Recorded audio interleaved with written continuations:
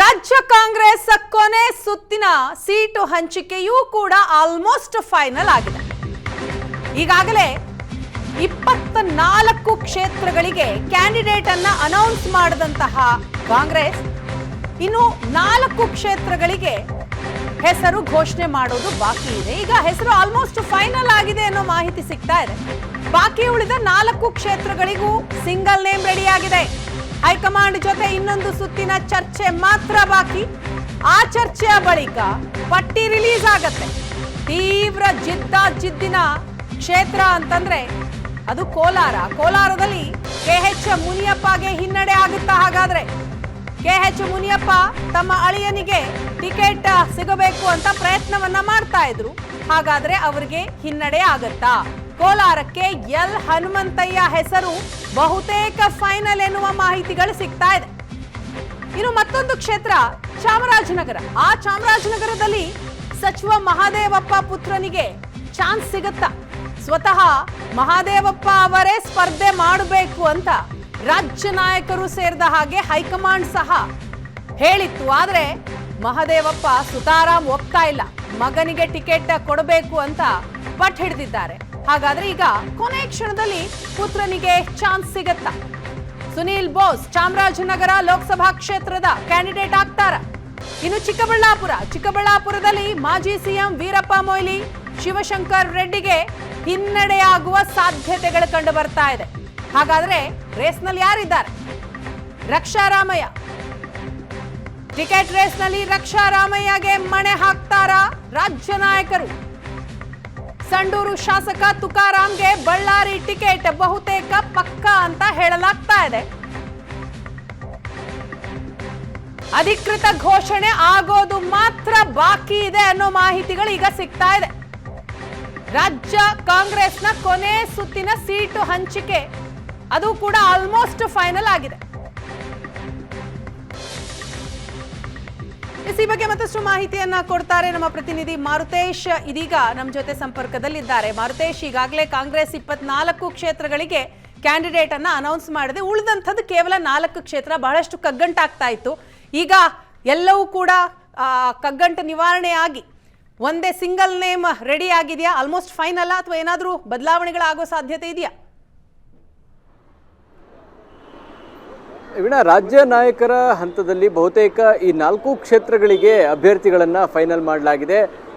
ಕಾಂಗ್ರೆಸ್ನ ಪಾಲಿಗೆ ಬಹಳ ಜಟಿಲ ಅನ್ನುವಂಥ 2 ಕ್ಷೇತ್ರಗಳು ಇತ್ತು. ಒಂದು ಕೋಲಾರ, ಯಾಕೆಂದರೆ ಅಲ್ಲಿ ರಮೇಶ್ ಕುಮಾರ್ ವರ್ಸಸ್ ಮುನಿಯಪ್ಪ ಅನ್ನುವಂಥ ಬಣಗಳ ನಡುವಿನ ತಿಕ್ಕಾಟದಿಂದಾಗಿ ಕಳೆದ ಲೋಕಸಭೆ ಕೂಡ ಬಹಳ ಹೀನಾಯವಾಗಿ ಸೋತಿದ್ರು. ಕಾರ್ಪೊರೇಟರ್ ಒಬ್ಬರು ಲೋಕಸಭೆಗೆ ನಿಂತ್ಕೊಂಡು MP ಆಗಿದ್ದಂಥ ಉದಾಹರಣೆಗೆ ಕಾರಣ ಆಗಿದ್ದಂಥದ್ದು ರಮೇಶ್ ಕುಮಾರ್ ಮತ್ತು ಮುನಿಯಪ್ಪ.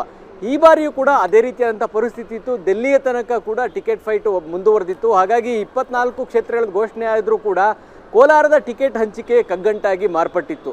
ಹೀಗಾಗಿ ಅಲ್ಲಿ ಮುನಿಯಪ್ಪ ಅವರು ತಮ್ಮ ಅಳಿಯ ಚಿಕ್ಕಪೆದ್ದಣ್ಣ ಅವರಿಗೆ ಟಿಕೆಟ್ ಕೇಳ್ತಾ ಇದ್ದಾರೆ. ಆದರೆ ಆ ಭಾಗದ ಶಾಸಕರು ಮತ್ತು ಕಾಂಗ್ರೆಸ್ನ ಪ್ರಮುಖ ನಾಯಕರು ಈಗಾಗಲೇ ಮುನಿಯಪ್ಪ ಅವರು ರಾಜ್ಯ ಸಚಿವ ಸಂಪುಟದಲ್ಲಿ ಸಚಿವರಾಗಿದ್ದಾರೆ. ಮಗಳು MLA ಆಗಿ ನಿಗಮ ಮಂಡಳಿಯನ್ನು ಕೂಡ ಕೊಡಲಾಗಿದೆ. ಈಗ ಮತ್ತೊಮ್ಮೆ ಅವರ ಕುಟುಂಬಕ್ಕೆ ಟಿಕೆಟ್ ಯಾಕೆ, ಬೇರೆಯವರಿಗೆ ಅವಕಾಶ ಮಾಡಿಕೊಡಿ ಅನ್ನುವಂಥ ಪಟ್ಟನ್ನು ಹಿಡಿದಿದ್ರು. ಸೊ ಆ ಕಾರಣಕ್ಕಾಗಿ ಎಲ್ ಹನುಮಂತಯ್ಯ ಅವರ ಹೆಸರು ಮುಂಚೂಣಿಗೆ ಬಂದಿತ್ತು. ಬಹುತೇಕ ಈಗ ಒಂದು ಇತ್ಯರ್ಥ ಆಗಿರೋ ಹಾಗೆ ಕಾಣಿಸ್ತಾ ಇದೆ. ಬೆಳಗ್ಗೆ ಕೂಡ ಮುನಿಯಪ್ಪ ಅವರು DCM ಮತ್ತು CM ಅವರನ್ನ ಭೇಟಿಯಾಗಿ ಬಂದಿದ್ರು. ಅಲ್ಲೂ ಕೂಡ ಟಿಕೆಟ್ಗಾಗಿ ಮನವಿಯನ್ನು ಮಾಡಿಕೊಂಡಿದ್ರು. ಎಲ್ಲ ಮಕ್ಕಳಿಗೂ ಕೊಟ್ಟಿದ್ದಾರೆ. ಹಾಗಾಗಿ ನಮ್ಮ ಕುಟುಂಬಕ್ಕೂ ಕೂಡ ಟಿಕೆಟ್ ಸಿಗುತ್ತೆ ಅನ್ನುವಂಥ ವಿಶ್ವಾಸ ಕೂಡ ಅವರಿಗೆ ಇತ್ತು. ಆದರೆ ಹೈಕಮಾಂಡ್ ಮಟ್ಟದಲ್ಲಿರ್ಬೋದು ಮತ್ತು ಸ್ಥಳೀಯವಾಗಿ ಚುನಾವಣೆ ನಡೆಸುವಂಥ ನಾಯಕರ ಅಭಿಪ್ರಾಯಕ್ಕೂ ಕೂಡ ಹೆಚ್ಚು ಮನ್ನಣೆ ಕೊಡಬೇಕಾಗತ್ತೆ. ಹಾಗಾಗಿನೇ ಬಹುತೇಕ ಮುನಿಯಪ್ಪ ಅವರ ವಾದಕ್ಕೆ ರಾಜ್ಯ ನಾಯಕರು ಕೂಡ ಸೊಪ್ಪು ಹಾಕದಂತಿಲ್ಲ. ಜೊತೆಗೆ ಹೈಕಮಾಂಡ್ ಕೂಡ ಮುನಿಯಪ್ಪ ಅವರ ವಾದವನ್ನು ಒಪ್ಪುವಂಥ ಪರಿಸ್ಥಿತಿಯಲ್ಲಿ ಇದ್ದಂಗಿಲ್ಲ. ಹಾಗಾಗಿನೇ ಹನುಮಂತಯ್ಯ ಅವರ ಹೆಸರು ಬಹುತೇಕ ಅಂತಿಮಗೊಂಡಿದೆ. ರಾಜ್ಯ ನಾಯಕರಲ್ಲಿ ಈ ಹೆಸರು ಅಂತಿಮಗೊಂಡಿದೆ. ಅದು ಹೈಕಮಾಂಡ್ ಮಟ್ಟದಲ್ಲಿ ಯಾವ ಚರ್ಚೆಗೆ ಒಳಪಡುತ್ತೆ ಅನ್ನೋದು ಈಗಿರುವಂಥ ಕುತೂಹಲ. ಇವಾಗ ಸಂಜೆ ಅಷ್ಟೊತ್ತಿಗೆ ಕೋಲಾರ ಭಾಗದ ಶಾಸಕರ ಜೊತೆಗೆ ಮತ್ತು ಆ ಜಿಲ್ಲಾ ಮುಖಂಡರ ಜೊತೆಗೆ CM DCM ಖಾಸಗಿ ಹೋಟೆಲ್ನಲ್ಲಿ ಸಭೆ ಕೂಡ ನಡೆಸ್ತಾರೆ ಅನ್ನುವಂಥ ಮಾಹಿತಿ ಇದೆ. ಇನ್ನೊಂದು ಕಡೆ ಚಿಕ್ಕಬಳ್ಳಾಪುರದ್ದು ಕೂಡ ಇದೇ ರೀತಿಯಾದಂತಹ ಪರಿಸ್ಥಿತಿ ನಿರ್ಮಾಣ ಆಗಿತ್ತು. ಅಲ್ಲಿ ವೀರಪ್ಪ ಮೊಯ್ಲಿ ಮಾಜಿ ಮುಖ್ಯಮಂತ್ರಿಗಳು ಜೊತೆಗೆ ಮಾಜಿ ಸಚಿವ ಶಿವಶಂಕರ್ ರೆಡ್ಡಿ ಅವರು ಪ್ರಬಲ ಆಕಾಂಕ್ಷಿಗಳಾಗಿದ್ದರು. ಕಳೆದ ಬಾರಿ ಕೂಡ ರಕ್ಷಾರಾಮಯ್ಯ ಫೈಟ್ನಲ್ಲಿದ್ದರೂ ಕೂಡ ಮೊಯ್ಲಿ ಅವರಿಗೆ ಇದು ಕೊನೆ ಚುನಾವಣೆ ಅನ್ನುವ ಕಾರಣಕ್ಕಾಗಿ ಬಿಟ್ಕೊಡೋದಕ್ಕೆ ಒಪ್ಕೊಂಡಿದ್ರು. ಆದರೆ ಈ ಬಾರಿ ಬಿಟ್ಕೊಡುವಂಥ ಪರಿಸ್ಥಿತಿಯಲ್ಲೂ ರಕ್ಷಾರಾಮಯ್ಯ ಇಲ್ಲ. ಕಾರಣ ಕಳೆದ 5 ವರ್ಷಗಳಿಂದ ಸಂಘಟನಾತ್ಮಕವಾಗಿ ಓಡಾಡಿದ್ದಾರೆ, ಒಂದು ಫೇಸ್ ಇದೆ. ಹೀಗಾಗಿ ಅವ್ರಿಗೆ ಅವಕಾಶ ಮಾಡಿಕೊಡ್ಬೇಕು ಮತ್ತು ಅವರ ಕಮ್ಯುನಿಟಿ ಕೂಡ ಭಾಳ ಇಂಪಾರ್ಟೆಂಟ್ ಆಗುತ್ತೆ ಆ ಕ್ಷೇತ್ರದಲ್ಲಿ. ಹಾಗಾಗಿ ಅವರಿಗೆ ಅವಕಾಶ ಮಾಡಿಕೊಡ್ಬೇಕು ಅನ್ನುವಂಥ ತೀರ್ಮಾನವನ್ನು ತೆಗೆದುಕೊಳ್ಳಲಾಗಿದೆ. ಇನ್ನು ಬಳ್ಳಾರಿ ವಿಚಾರಕ್ಕೆ ಬಂದರೆ ತುಕಾರಾಮ್ ಮತ್ತು ನಾಗೇಂದ್ರ ಅವರ ಸಹೋದರರ ನಡುವೆ ತೀವ್ರ ಪೈಪೋಟಿ ಏರ್ಪಟ್ಟಿತ್ತು. ತುಕಾರಾಮ್ ಅವರು ತಮ್ಮ ಮಗಳಿಗೆ ಕೊಡಿ ಅಂತ ಹೇಳ್ತಿದ್ರು, ಆದರೆ ಹೈಕಮಾಂಡ್ ನೀವೇ ಸ್ಪರ್ಧೆ ಮಾಡಿ ಅನ್ನುವಂಥ ಮನವಿಯನ್ನು ಮಾಡಿತ್ತು. ಆದರೆ ತುಕಾರಾಮ್ ಅವರು ಒಪ್ಪಿರಲಿಲ್ಲ.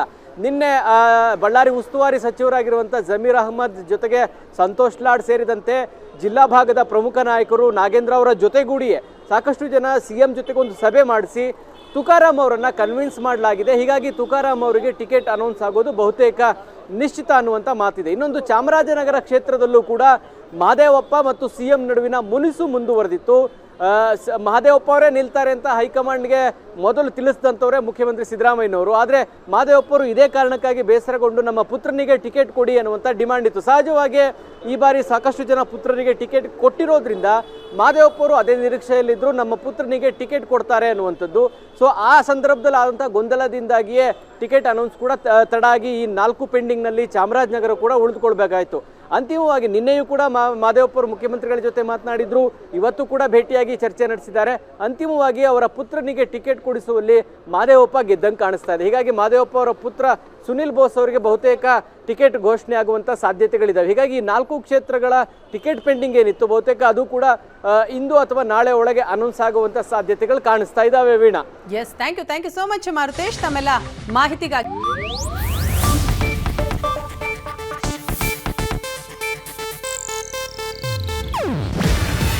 ಇದು ಏಷ್ಯಾನೆಟ್ ನ್ಯೂಸ್ ನೆಟ್ವರ್ಕ್ ಪ್ರಸ್ತುತಿ. ನೀವು ನೋಡ್ತಿದ್ದೀರಾ ಏಷ್ಯಾನೆಟ್ ಸುವರ್ಣ ನ್ಯೂಸ್.